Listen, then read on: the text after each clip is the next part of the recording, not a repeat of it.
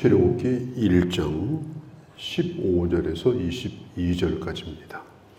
이 요셉이 애굽에서 7년 동안 이 흉년이 들었을 때 나라에 큰 공을 세웁니다. 그때 당시 이 바로 왕이 얼마나 고마웠겠어요. 그때 왕조가 이제 힉소스 왕조인데, 그러니까 요셉을 아주 극진히 대접을 해주고 또 요셉의 가족들도 극진히 대접을 해주고, 그래서 참 사랑을 받고 이렇게 했는데, 근데 요셉을 알고 있던 왕조가 망합니다. 성씨가 다른 왕조가 세워져요. 그 순간부터 이 히브리 사람들은 노예로 전락합니다. 그때부터 아주 고통스러운 이제 노예 생활을 하게 되는데, 근데 놀라운 것은 우리가 어제 본 것처럼 11절에 보면 그럼에도 불구하고 하나님께서 이 히브리 사람들을 아주 번성하게 만듭니다. 이건 사람이 사람을 낳는 수준이 아니라 그냥 기하급수적으로 인구가 불어나도록 그렇게 이제 하나님이 은혜를 주신 것입니다. 그러니까 이제는 이 바로 왕이 위협을 느끼는 거예요. 출산을 방해합니다. 아기를 이 낳는 것을 제한을 시킵니다. 그래서 그때 당시에 아기를 낳게 되면 아기를 이제 받아주는 이 산파가 있는데, 이 산파들에게 명령을 내리는 거예요. 남자 아이를 낳으면 그 자리에서 무조건 죽이라. 이런 명령을 내려요. 그런데 이 히브리 산파들이 하나님을 두려워했습니다. 바로를 두려운 것이 아니라 하나님을 두려워하고 하나님을 경외하는 사람들이에요. 오늘 여기 보면은 두 사람이 나오죠. 십부라와 부라라고 하는 사람이에요. 이 히브리 산파가 이 두 사람만 있는 게 아니겠죠. 계속 아이를 낳으니까 여러 산파들이 이제 아이를 받아주는데, 그 책임자가 아마 이 십부라와 부라였을 겁니다. 이들은 아주 특별한 믿음을 가진 사람들이에요. 그리고 자기가 이제 거느리고 있는 그 산파들에게도 너희들도 우리처럼 해라. 너희들도 하나님을 두려워해라. 어떻게 우리 민족을 우리가 죽일 수가 있느냐. 그런 일을 하지 말라. 우리가 목숨이 달아난다 하더라도 그렇게 하면 안 된다. 이제 그렇게 서로 격려를 하면서 이제 남자들을 살리는데, 이게 이제 왕이 이게 보니까 이런 게 아닌 거예요. 이게 실천이 안 되는 거예요. 그러니까 왕이 이 책임자인 시브라와 부라를 불러다가 왜 내 말을 거역하느냐 이렇게 묻습니다. 이제 목숨이 왔다 갔다 하는 지금 상황이죠. 이럴 때 무슨 말을 해야 될까? 그런데 이 산파들은 아주 놀랍습니다. 담대하게 이를 악물고, 19절에 히브리 여인은 애굽 여인과 같지 아니하고 건장하여 산파가 도착하기 전에 아기를 낳아버립니다. 이건요, 하나님이 하시는 일을 높여드리는 거예요. 애굽 여자들은 아무것도 아니라는 거예요. 그리고 그것도 너무나 당당하게 하나님이 하시는 일을 하나님을 향하여 찬양을 하듯이, 하나님의 이름을 높여드리듯이 애굽 여자와 같지 아니하고 해산을 했습니다. 저도 어렸을 때에 우리 동네에서 아기를 낳는 어떤 아주머니는 들에서 일하다가 막 배가 아프니까 집에 들어오자마자 아기 낳았다, 뭐 이런 얘기도 들었는데요. 아마 히브리 여인들도 아마 그런 것 같아요. 뭐 남자든 여자든 전부 불러다가 이 노예살이를 시키니까 얼마나 고단하게 일을 했겠어요. 그런데 아기 낳을 때 되면은 그냥 하나도 고생하지 아니하고 산통도 안 겪고 이렇게 아기를 낳는 경우가 많았던 것 같습니다. 그런데 이제 다 그런 건 아니고 오래도록 산고를 겪는 그런 여인도 있지만은, 이 산파들이 그 남자아이들을 살려주었어요. 그리고 말을 합니다. 바로 왕에게 당당하게. 히브리 여자들은 너무나도 생명력이 강합니다. 히브리 여자들은 너무나도 생명력이 강합니다. 하나님께서 그렇게 하셨습니다. 이런 고백을 담대하게 하는 거예요. 더더군다나 애굽 여자와 같지 아니하여. 이게 바로 왕을 얼마나 거스르게 하는 겁니까?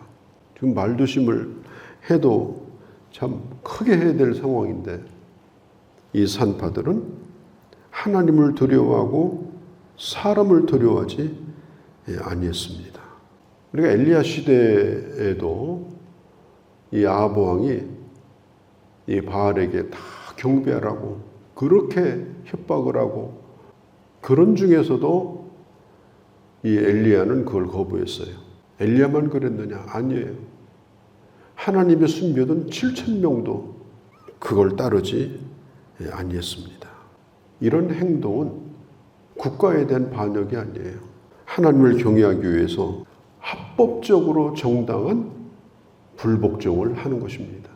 오늘날도 마찬가지예요. 국가가 아무리 권력이 있다 하더라도 신앙에 저해되는, 신앙 양심이 거스르게 하는 일을 강요하게 되면은 그건 교회가 합법적으로 불복종을 해야지, 그것까지 따르게 되면 이건 독재 국가가 되는 거예요. 지금 이 히브리 산파들도 좀 그렇게 하고 있는 것입니다. 특별히 이런 모든 이면에는 다 이 악한 사탄의 역사가 있는 거죠. 이 사탄의 역사는 하나님의 나라가 확장되는 걸 좋아하지 않습니다. 교회가 부흥되는 걸 좋아하지 않습니다.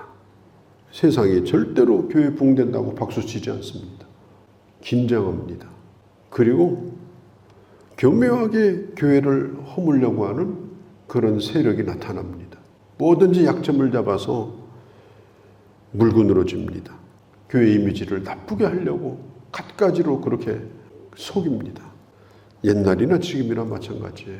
자, 지금 이 400년 동안 그때는 성전도 없었고 예배도 없었고 무슨 그때는 율법을 받은 것도 없고 그냥 노예살이만 죽도록 했는데 참 놀라운 건요. 이 산파들이 이런 믿음을 가지고 있었다는 게 놀라워요. 생명을 사랑하고 그 생명을 지키려고 하는 믿음, 하나님을 두려워하는 믿음. 어떻게 이런 믿음을 그들이 지킬 수가 있었을까? 참 놀랍기 그지가 없어요. 더더군다나 바로 앞에서 거의 하나님을 찬양하는 수준 아닙니까? 애굽 여인과 같지 아니하고 히브리 사람들은 이렇습니다. 뭐 약을 올리는 것도 아니고 얼마나 담대해요. 그러니까 교회에서 산파와 같은 역할을 하는 사람들이 교사들입니다. 어린아이들 맡고 있는 교사들, 또 구역장입니다. 새신자들을 잘 양육해서 믿음으로 살 수 있도록 도와주는 그런 사람들, 또 말씀을 가르치는 사람들, 특별히 하나님을 부르는 사람들에게 복음을 전하는 사람들, 이 사람들은 산파의 역할을 하는 사람들이에요. 우리가 아이를 낳을 수 있는 건 아니에요. 우리가 생명을 창조시키는 것도 아니에요. 생명에 관한 것은 하나님이 하시는 일이에요. 그러나 하나님께서 택한 백성을 구원하시는 데 있어서 매우 중요한 역할을 하는 사람들이 바로 이 사람들이에요. 근데 이 사람들이 생명을 사랑하지 아니하고 영혼을 사랑하지 아니하고 아예 관심도 없고 이렇게 하게 되면요, 영혼을 구원하는 일은 결국은 실패하고 마는 것입니다. 이 교회에서 이 산파 역할을 하는 이 사역자들은 모름지기 생명을 사랑하는 사람이 되어야 돼요. 한 영혼을 사랑하는 사람, 귀히 여기는 사람, 어떻게 하든지 살리려고 하는 사람, 그냥 내버려 두지 말고 좀 살리려고 하는 사람, 그게 중요합니다. 오늘 이 산파들은 바로 그런 믿음을 가지고 이 마귀의 조종을 받는 바로의 말을 듣지 아니하고 살리는 역할을 했습니다. 우리 사역도 살리는 역할, 교회도 살리는 역할, 우리 한 사람 한 사람도 그 살리는 역할을 해야만 되는 것입니다. 참 그래서 이 히브리 산파들을 생각하면 참 놀랍다. 그리고 정말 우리가 본받아야 될 하나님의 사람들이다. 이런 생각을 다시 한번 해보게 됩니다. 우리가 살고 있는 이 시대는 사람들을 한 생명으로 보지 아니하고 숫자로 봐요. 이익의 대상으로 봐요. 또 생명을 사고 팔아요. 몇 사람 이래서 권리금 받고 사고 팔고 이렇게 합니다. 심지어 교회가 매매되는데도 은밀하게 그런 거래가 이루어진다는 얘기도 들었습니다. 그러니 이 얼마나 안타까운 일이에요. 한 생명을 살리는 것은 천하를 살리는 것보다도 더 소중한 것이다. 그러나 이것은 쉬운 일이 아니고 담대하게 내 모든 걸 걸어야 가능한 일이다. 거기에는 많은 방해가 있다. 이걸 잃어버려서는 안 되는 것입니다. 이 사탄의 역사를 우리가 이해를 해야 돼요. 하여간 생명의 출생부터 실패하게 만드는 거예요. 그리고 못 자라게 만드는 거예요. 사도행전 교회에 보면은 사도들에게 말하잖아요. 절대로 예수님의 부활을 말하지 말라. 그러니까 사도들이 뭐라고 그래요? 사람의 말을 듣는 것보다 하나님의 말씀을 순종하는 것이 마땅하지 않냐. 나는 당신들의 말을 듣지 않겠다. 하나님을 두려워하고 사람을 두려워하지 아니함으로 이 초대교회가 부흥이 되고 오히려 나중에는 세상의 교회를 두려워하는 그런 권세 있는 그런 교회가 되었던 것입니다. 자, 이렇게 되자 이제 극약 처방을 내리는데요. 이건 정말 무시무시한 겁니다. 남자를 낳으면 나일강에 집어던져라. 아이들이 무슨 수영을 합니까? 정말 기가 막힌 일이잖아요. 아이를 낳으면 아이를 데려다가 나일강에다가 집어던져라. 이 애굽 사람들은요, 나일강이 신입니다. 신. 그러니까 히브리 이 남자들을 이 나일강이라고 하는 신에게 제물로 바치는 거예요. 정말 잔인한 일입니다. 그런데요, 하나님은 정말 놀라우셔요. 만일 모세를 나일강에다가 안 버렸다면 어떻게 모세가 강에서 건져지고 어떻게 바로왕의 공주가 됩니까? 그러니까 하나님은 이렇게 하든지 저렇게 하든지 오히려 그 사탄의 역사를 뒤집어서 하나님의 역사로 바꾸시는 그런 분이시다. 그걸 오늘 우리가 성경에서 보게 됩니다. 아무리 막아보려고 하지만 하나님의 역사는 끝나지 않는다. 그 바로왕의 공주가 자기 아버지의 명을 거역하고, 이건 해서는 안 되는 일이잖아요. 히브리 그 아이를 자기 양자로 몰래 왕궁에 데려다가 거기서 교육을 시키고, 그래서 40년 동안 이스라엘 백성들을 인도하는 지도자로 교육을 받게 되는 것입니다. 하나님은 언제나 하나님의 역사를 중단하지 아니하신다. 어떤 경우에도 주님은 그 일을 뛰어넘어서 합력하여 선을 이루게 하신다.